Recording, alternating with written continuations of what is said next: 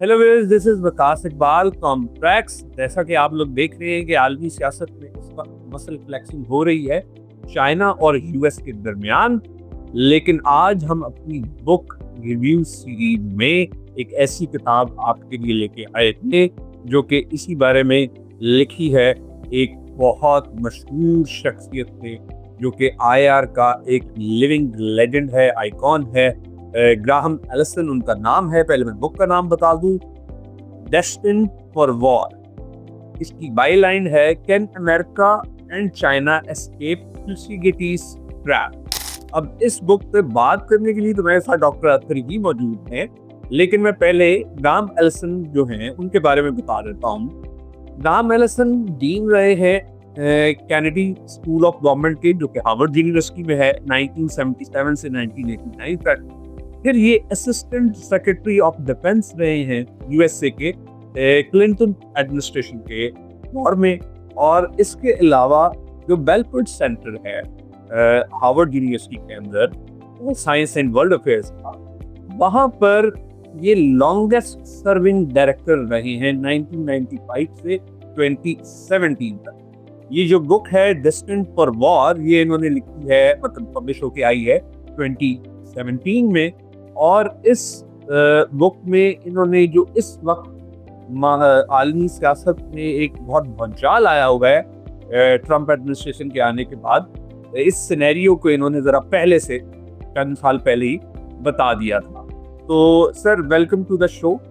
आप फिर एक जबरदस्त किताब लेकर आए हैं। सर, पहले तो आप ये बता दें मेरे व्यूअर्स को कि थुसिडिटीज ट्रैप क्या होता है, और उससे पहले ये जरा सा बता दें कि आप का आईआर में अचानक इंटरेस्ट ट्रंप एडमिनिस्ट्रेशन की पॉलिसी से डेवलप हो गया है, या कैम्ब्रिज में रह के आईआर अट्रैक्ट करने लग पड़े आप? क्या वजह क्या है? वकास, मेरा ख्याल है कैम्ब्रिज का असर है ये थोड़ा सा, लेकिन ये जो किताब है ना, इसका इंटरेस्ट तो मेरे पे डेवलप हुआ था जब मेरी ग्राहम एलिसन से मुलाकात हुई थी। आप मिल चुके हैं ग्राहम एलिसन? जी, मेरी ग्राहम एलिसन से मुलाकात हो चुकी है और बड़ा अच्छा वो हमारा इवेंट था, उस पर इकट्ठे डिनर भी हुआ और बड़ा क्लोजली ग्राहम एलिसन से इंटरेक्शन भी हुआ। तो वहाँ से इस किताब में तो खैर तब से था मेरा इंटरेस्ट, तो इसलिए मैं कोशिश की है आज के वीडियो के तहत करूँगा कि मैं थोड़ा सा इस किताब पे रोशनी डालूँ। तो आपने पहला सवाल ये किया है कि ये थुसिडिटीज ट्रैप है क्या, इसके बारे में थोड़ा एक्सप्लेन कर देता हूँ व्यूअर्स को। देखिए, थुसिडिटीज ट्रैप जो है ये एक एंशियंट ग्रीक हिस्टोरियन है, थुसिडिटीज जिनका नाम है, उनके ऊपर उनकी वजह से ये मशहूर है पॉलिटिकल साइंस में ये कॉन्सेप्ट, इंटरनेशनल रिलेशंस में। क्योंकि इंटरनेशनल रिलेशंस, पॉलिटिकल साइंस तो आपको पता है बहुत पुराना सब्जेक्ट है और इंटरनेशनल रिलेशंस ज़रा नया सब्जेक्ट है। 100 ईयर हो चुके हैं इंटरनेशनल रिलेशन। जी, 100 ईयर। लेकिन पॉलिटिकल साइंस तो खैर बहुत पुराना सब्जेक्ट है ना, बहुत ही पुराना, मदर डिसिप्लिन। सो ये जो थुसिडिटीज हैं, एंशियंट ग्रीक हिस्टोरियन, इन्होंने पेलोपोनेशियन वॉर्स जो है बिटवीन एथेंस और स्पार्टा, उसको इन्होंने क्रॉनिकल किया था। एथेंस जो था वो एक राइजिंग पावर थी और स्पार्टा जो था वो रूलिंग पावर थी। और जैसे ही उसने एथेंस ने स्पार्टा को चैलेंज किया, एक राइजिंग पावर ने रूलिंग पावर को, तो एक वॉर हुई जिसको पेलोपोनेशियन वॉर कहते हैं। ग्राहम एलिसन ने उसी थुसिडिटीज ट्रैप को बेस रखते हुए लास्ट 500 ईयर्स में 16 इंस्टेंसेस को इस किताब में उन्होंने डिस्कस किया है, जिसमें एक राइजिंग पावर ने एक रूलिंग पावर को चैलेंज किया और उसमें से 12 ओकेजन्स पे, यानी कि 75%, 3/4 ऑफ द टाइम्स वॉर हुई। Out of the 16 events or 16 historical cases which he has mentioned in this book, Graham Allison ने उसमें से 12 उन्होंने बताए हैं कि वो वॉर हुई। तो उसी को उन्होंने एनालॉजी ड्रॉ करते हुए ये जो चाइना का राइज है, इसको उन्होंने कंपेयर किया है एथेंस से, और जो अमेरिका की इस वक्त दुनिया में डोमिनेशन है, या जो अमेरिका का एक रूलिंग जो इन्फ्लुएंस है रूलर के तौर पे, एक हेजमन के तौर पे, उसको उन्होंने स्पार्टा से एनालॉजी ड्रॉ की है। और वो सजेस्ट करते हैं कि ये जो एस्टैब्लिश सुपर पावर है यूएस, इसको जो ये राइजिंग पावर चैलेंज कर रही है चाइना, इससे वॉर होने का चांस हाई है, अनलेस कि दोनों लीडरशिप दोनों कंट्रीज की एक्सेप्शनल स्ट्रेटजी और रिस्ट्रेंट से काम में। सर अब आपने जैसा कि मेंशन किया कि थुसिडिडीज ट्रैप जो है उसको यूएस और चाइना की सिचुएशन पे तकरीबन कोई 16 केस स्टडीज जो हिस्ट्री से बड़ा एक एक्सटेंसिव रिगरस रिसर्च वर्क करके उन्होंने ली हैं और बताया है। तो आप इसमें बता सकते हैं कि क्या हर केस में वॉर ही हुई है राइजिंग पावर की रूलिंग पावर से, या अगर कुछ केसेस में नहीं हुई वॉर तो आप वो भी हमें बता दें, और जिनमें हुई है जो फेमस है, ताकि हमारे व्यूअर्स को क्लैरिटी आ जाए। जी विकास, जैसे मैंने बताया कि 16 में से 12 में वॉर हुई है, जैसे मैंने भी बताया 3/4 ऑफ द टाइम, और 4 में नहीं हुई। जो 16 केसेस जिनमें वॉर हुई है उसमें स्पार्टा और एथेंस तो खैर पुराने हैं, वो भी उन्होंने बताए हैं और बताया है इसमें उसका केस जिक्र किया है। पोर्चुगल और स्पेन का जिक्र किया है, जो 1580 टू 1583 की वॉर है, उसमें पोर्चुगल रूलिंग पावर थी, स्पेन जो थी वो राइजिंग पावर थी। इस तरह हैब्सबर्ग्स का जिक्र हुआ है, फ्रांस राइजिंग पावर थी, हैब्सबर्ग्स जो थे वो रूलिंग थे। ये 17th सेंचुरी के अर्ली पार्ट में हुई है, 1618 से 1648 तक। इसके अलावा फ्रांस और फिर दोबारा हैब्सबर्ग्स का ऑस्ट्रिया, ये जो हैब्सबर्ग्स थे उनका वॉर ऑफ स्पेनिश सक्सेशन है, उसका जिक्र है। फिर 7 years वॉर ब्रिटेन और फ्रांस का जिक्र है। फिर ब्रिटेन और यूएस का वॉर ऑफ 1812 का जिक्र है। फिर फ्रांस और जर्मनी का, और ब्रिटेन और जर्मनी का वर्ल्ड वॉर 1 में। फिर जर्मनी और चाइना और जापान का फर्स्ट साइनो जापानीज वॉर का।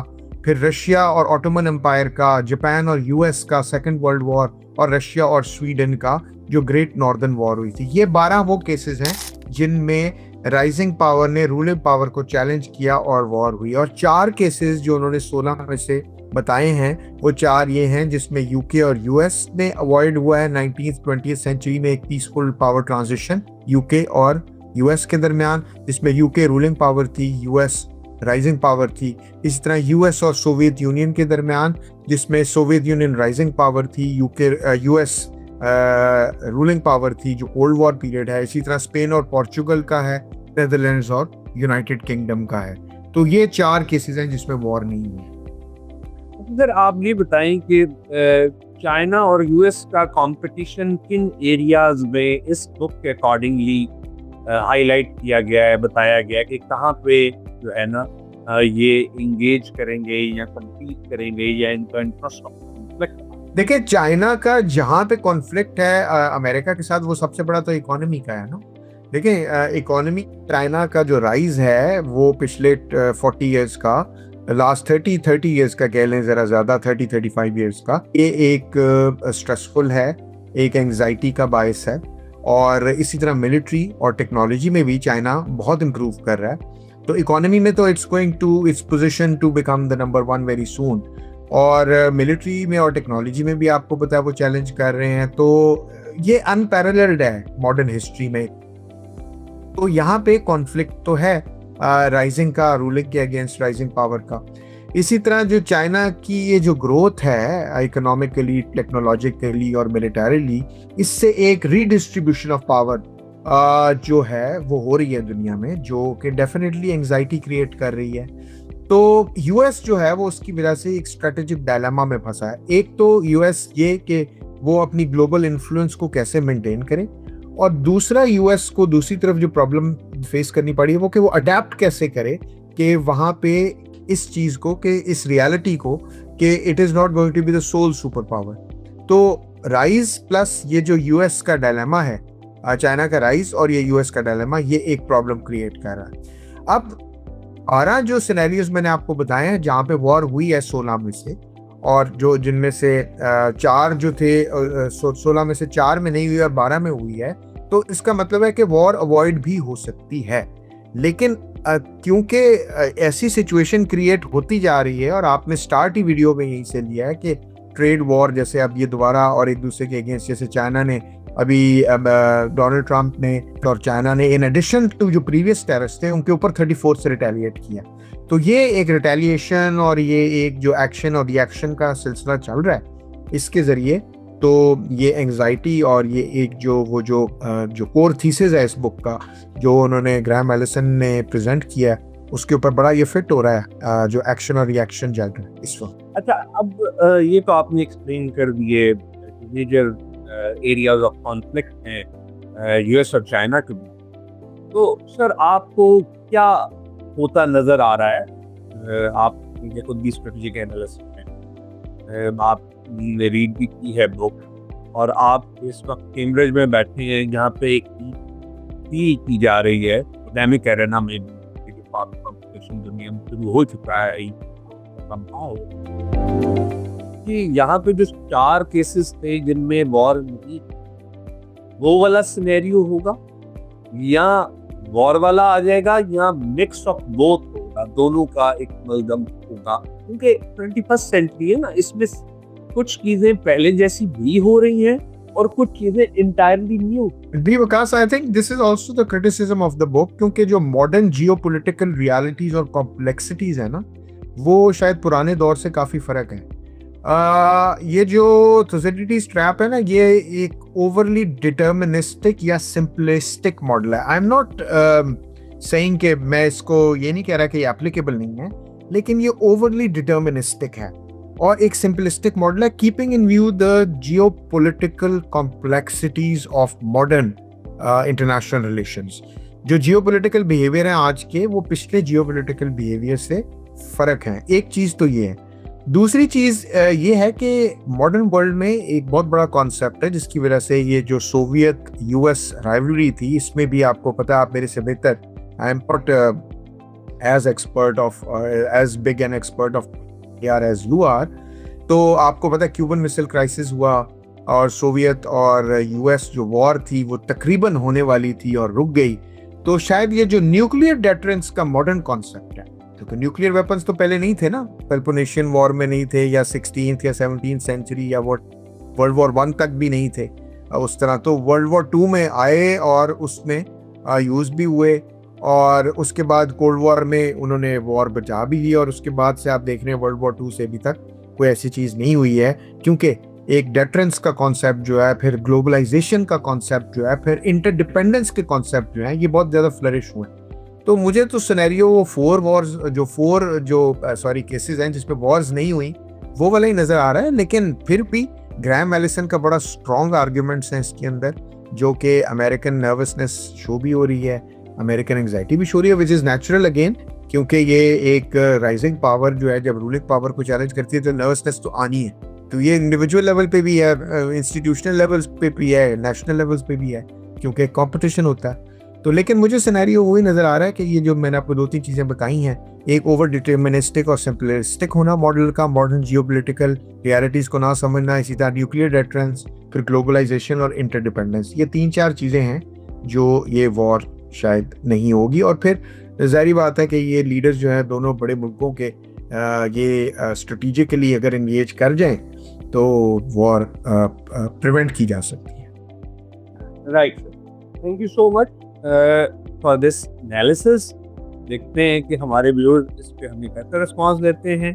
मैं इस वीडियो के एंड पे ये कहता चलूँ कि जो स्ट्रेटेजिक डायलमा हमने मेंशन किया है शुरू में, उससे मुराद ये है कि यूएस स्टेटस को की पावर है, जो सिस्टम इस वक्त दुनिया में इंटरनेशनल है और जो वर्ल्ड ऑर्डर चला आ रहा है at least after the end of cold war since 1991, तो उसमें ग्लोबल लीडर यूएस। अब ऑब्वियसली कोई भी अपनी लीडिंग पोजीशन आसानी से नहीं छोड़ता, ये मुश्किल होता है।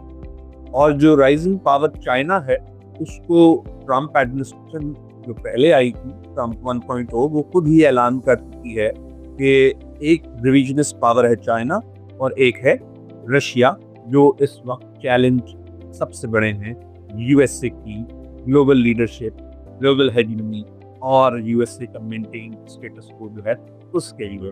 और एट द एंड मैं ये कहूँगा कि जो चीज़ जियोपॉलिटिकल रियलिटीज़ हैं, उसमें राइज अप कहने की वजह से जो अहम चीज़ है वो है कॉम्प्लेक्स इंटरडिपेंडेंट, जो कि हमें ट्रेड और इकोनॉमिक इंगेजमेंट की फॉर्म में नजर आती है।